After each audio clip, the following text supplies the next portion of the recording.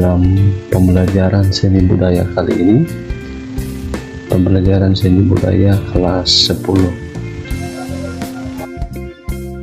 Pada pembelajaran kali ini, kita akan membahas tentang salah satu karya seni rupa, yaitu seni rupa 2 dimensi. Namun sebelum itu perlu peserta didik sekalian ketahui bahwa seni rupa itu terbagi atau dikelompokkan menurut wujud, menurut masa, dan menurut fungsinya. Nah, pada pembelajaran kali ini kita akan membahas tentang seni rupa berdasarkan wujud. Nah, seni rupa berdasarkan wujud itu terbagi menjadi 2 jenis, yakni yang pertama seni rupa 2 dimensi, dan yang kedua yakni seni rupa 3 dimensi. Jadi berdasarkan atau menurut wujudnya, seni rupa itu terbagi menjadi 2, yaitu seni rupa 2 dimensi dan seni rupa 3 dimensi. Tahukah kalian apa artinya dimensi dalam karya seni rupa? Karya seni rupa 2 atau 3 dimensi dibedakan dari bagian karya yang diserap oleh mata. Nah, pada bagian inilah kalian akan melihat bentuk objek yang terdapat di dalamnya. Dengan kata lain bahwa dimensi dalam karya seni rupa adalah bagaimana cara kita melihat suatu karya seni rupa berdasarkan posisi dan sifat-sifat objek itu dalam suatu ruang. Cobalah amati benda di sekitar kalian, maka kalian akan dapat membedakan benda yang berdimensi 2 atau benda yang berdimensi 3. Pada pembahasan kali ini kita khusus akan membahas tentang seni rupa 2 dimensi. Pertama-tama mari kita pahami terlebih dahulu apa yang dimaksud dengan seni rupa 2 dimensi. Seni rupa 2 dimensi merupakan karya seni yang memiliki 2 ukuran, yaitu panjang dan lebar. Dan seni rupa 2 dimensi hanya mampu dinikmati dari satu arah atau dari arah depan. Karya seni rupa 2 dimensi atau biasa disebut 2D ada yang memiliki fungsi pakai atau applied art, dan ada yang memiliki fungsi hias atau fungsi ekspresi saja atau fine art. Ada berbagai aspek dalam karya seni rupa 2 dimensi. Berbagai unsur rupa seperti garis, bentuk, bidang, warna disusun sedemikian rupa sehingga membentuk objek tertentu pada karya seni rupa 2 dimensi tersebut. Demikian pula Untuk mewujudkan karya seni rupa dua dimensi ini, digunakan berbagai bahan, medium, dan teknik sesuai dengan objek dan fungsi yang diinginkan. Simbol karya seni rupa dua dimensi merupakan perlambang atau makna dari bentuk atau corak karya seni rupa dua dimensi. Mari kita perhatikan tabel berikut ini.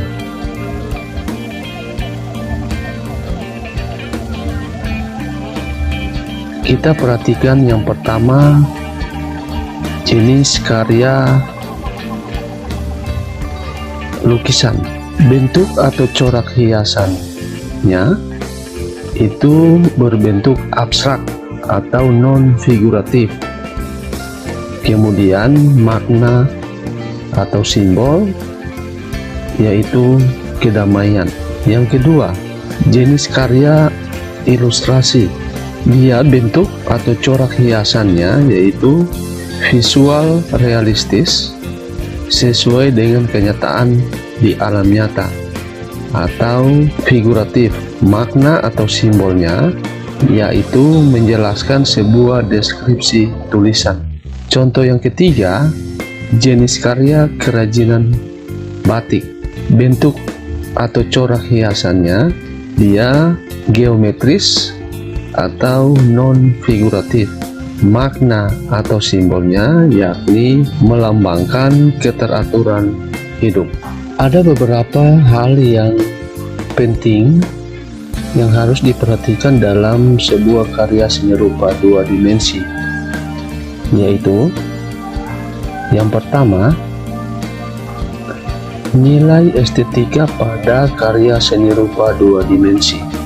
Dalam hal ini, kemampuan dalam mempersepsi, memahami, menanggapi, merefleksi, menganalisis, dan mengevaluasi karya seni rupa dua dimensi. Hal yang kedua yaitu media dan teknik karya seni rupa dua dimensi. Alat dan media memiliki banyak variasi dan macamnya. Alat dan media dapat berupa pensil dengan bahan grafit, pensil warna, ballpoint, krayon, dan lain-lain. Setiap alat dan media tersebut memiliki karakter yang berbeda-beda. Hal yang ketiga yaitu teknik dalam karya seni rupa. Teknik dalam karya seni rupa dapat dimulai dengan cara yang sangat sederhana dan mudah dilakukan. Buatlah sketsa terlebih dahulu agar karya seni rupa memiliki komposisi, proporsi, dan keseimbangan yang baik. Seni rupa dua dimensi terwujud dari berbagai bahan dan medium yang beraneka ragam. Karakter unik dari masing-masing bahan dan medium ini membutuhkan berbagai alat dan teknik pengolahan serta penggarapan untuk mewujudkan karya seni rupa tersebut.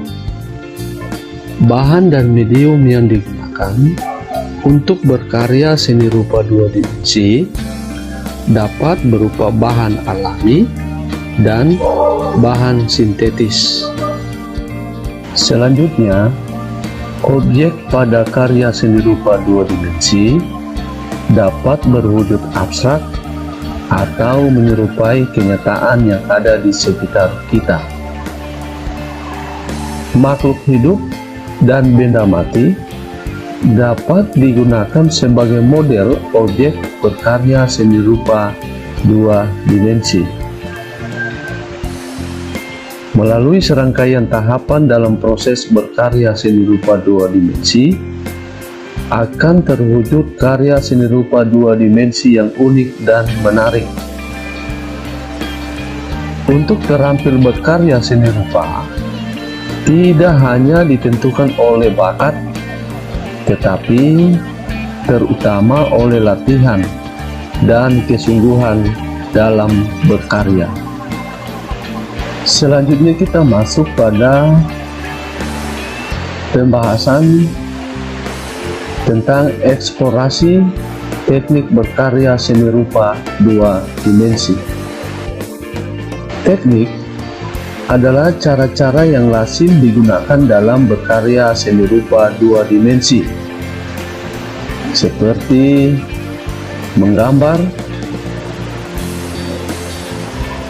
melukis, grafis, fotografi, ataupun reklame. Adapun teknik dalam berkarya seni rupa 2 dimensi adalah sebagai berikut. Yang pertama, teknik linear atau teknik menggambar.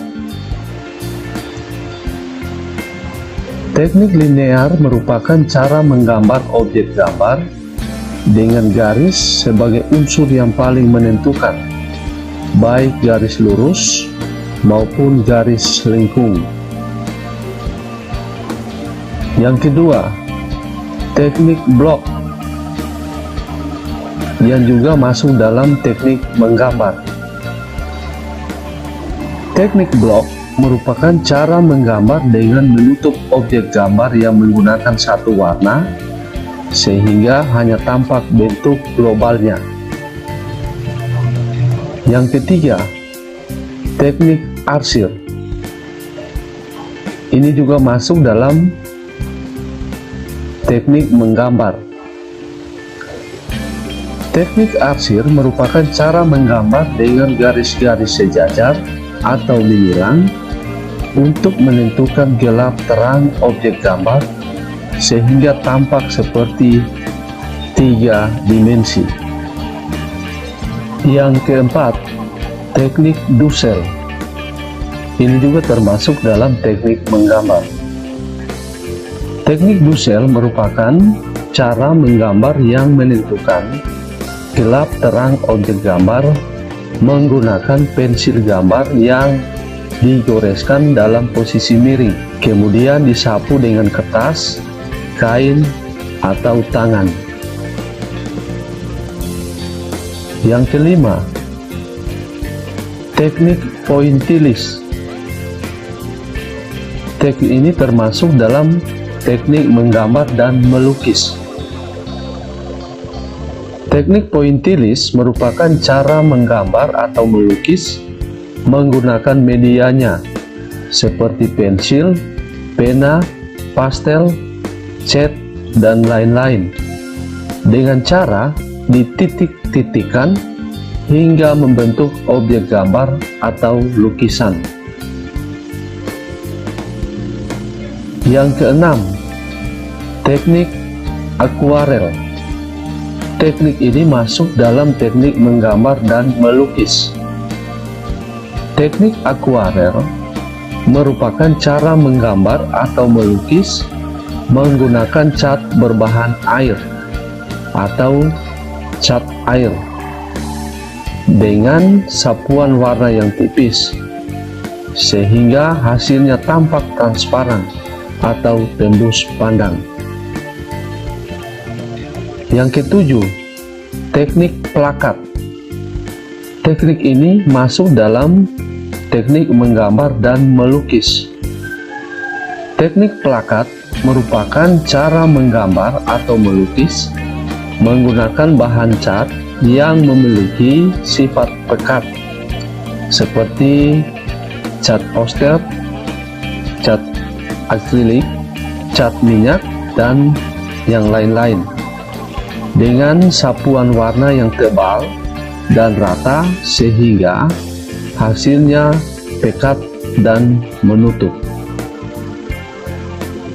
Yang kedelapan, teknik semprot atau airbrush.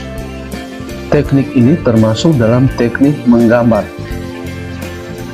Teknik semprot merupakan cara menggambar dengan bantuan alat semprot khusus untuk menggambar. Menggambar dengan teknik semprot ini membutuhkan keahlian dan ketelitian dalam menggunakan alat semprotnya. Yang kesembilan, teknik cetak. Teknik ini termasuk dalam teknik reklame, fotografi, dan grafis. Teknik cetak merupakan teknik berkarya seni rupa dengan cara dicetak, baik teknik cetak manual ataupun digital. Untuk menciptakan karya dua dimensi dengan teknik cetak ini, dibutuhkan peralatan cetak dan tinta cetak. Selanjutnya, mari kalian perhatikan beberapa contoh karya seni rupa dua dimensi ini. Karya seni rupa dua dimensi dapat kita temui dari karya seni rupa seperti berikut ini. Yang pertama, gambar. Perwujudan gambar lebih menekankan pada unsur garis, bentuk, dan aspek kegunaan tanpa adanya ekspresi. Contohnya seperti gambar ilustrasi, gambar arsitektur, desain, dekorasi, dan lain-lain. Yang kedua, lukisan adalah gambar yang mengungkapkan bentuk objektif dengan komposisi dan nilai subjektif melalui ekspresi dan kreativitas. Yang ketiga, sketsa berupa garis sederhana yang dibuat secara spontan namun bermakna. Sketsa dapat berupa rencana lukisan atau lukisan bergaya sketsa. Yang keempat, kartun. Kartun adalah gambar yang telah dideformasi atau diubah bentuk dari wujud aslinya sehingga menjadi lucu. Yang kelima, karikatur,